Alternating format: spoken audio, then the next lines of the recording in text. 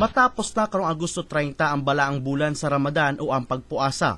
Karon pa lamang gipangandama na sa mga Muslim ang Eid al-Fitr o Hari Raya. Daghang aktibidades ang giplastas sa Muslim communities aron sa pagpalig-on sa pagtuo.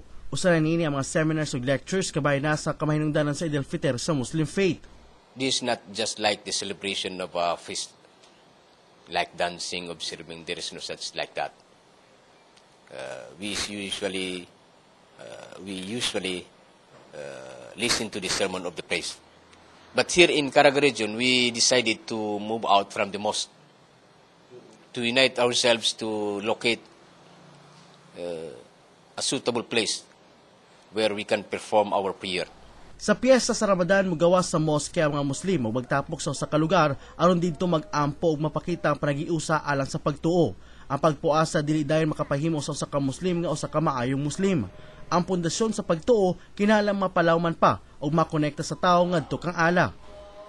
Usually the sermon of the priest of the imam during that day will be centered on what transpired during that month of Ramadan.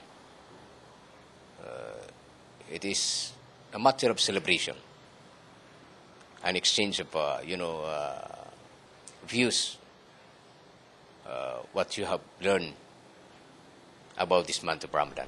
Taas-taas ka bakasyon ang matagamtaman sa mga empleyado o estudyante tungod gigawa sa regular holiday karong Agosto 30, walay trabaho usab sa Lunes, Agosto 29 alang sa paghandom sa National Heroes Day.